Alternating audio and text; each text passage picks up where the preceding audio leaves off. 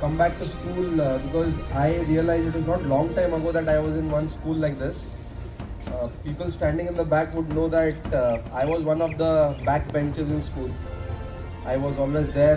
One was due to my height, and the other one was because I was not that great when it came to schooling. Today it's a really good thing, to come back to school, and that too after COVID. All that situation that we faced in last 1.5 years, to know that things have changed so much and the way the society, the country has gone ahead has made a lot of difference.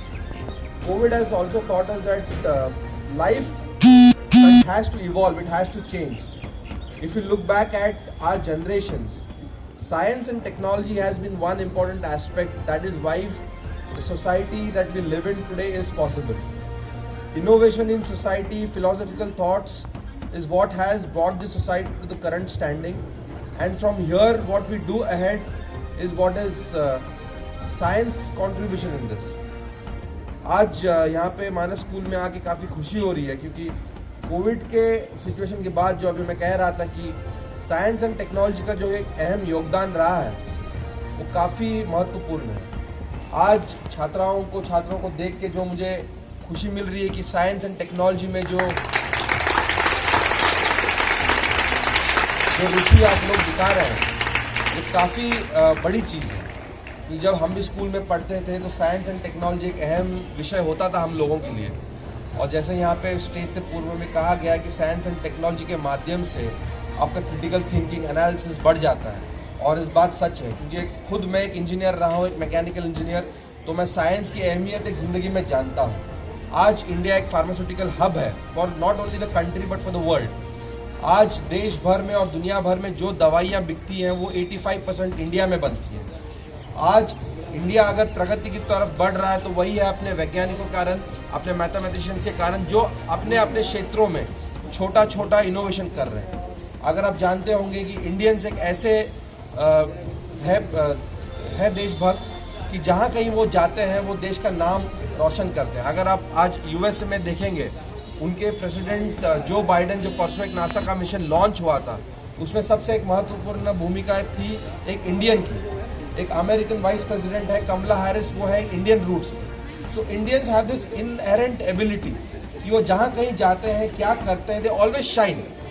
And most of us, देखो जब हम जहानाबाद जैसे एक शहर में है या पटना है या जहाँ कहीं है, हमको अपने आप को कभी छोटा नहीं समझना, क्योंकि जब हम अपने मानसिकता में अपने आप को वो जान लेते कि हम छोटे हैं, छोटे शहर से हैं, वही हमारा खेल ख़त्म हो जाता है।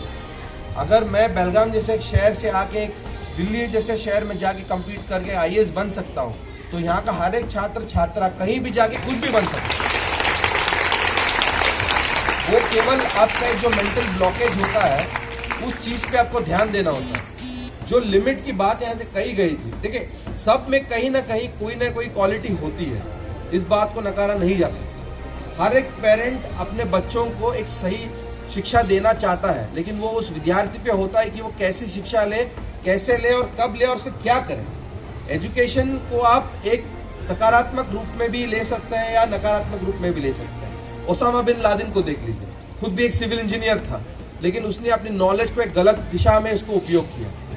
आप उसी जगह पे एक अच्छे व्यक्ति को देख लीजिए, एपीजे अब्दुल कलाम साहब, जो इंडिया के प्रेसिडेंट भी रह चुके थे। इनका योगदान देखिए साइंस एंड टेक्नोलॉजी।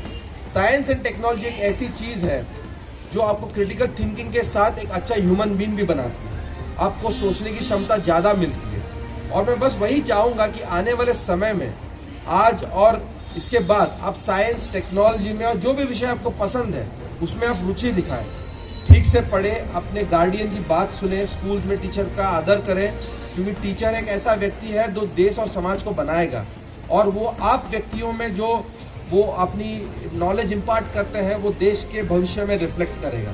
तो ये आप पे भी उतना ही निर्भर है कि आप देश को कहाँ ले जाना चाहते हैं, कैसे व्यक्ति बनना चाहते हैं। और एक चीज़ हमेशा याद रखिए, ज़िंदगी में सबसे अधिक और सबसे ज़्यादा इम्पोर्टेंट होता है खुश रहना।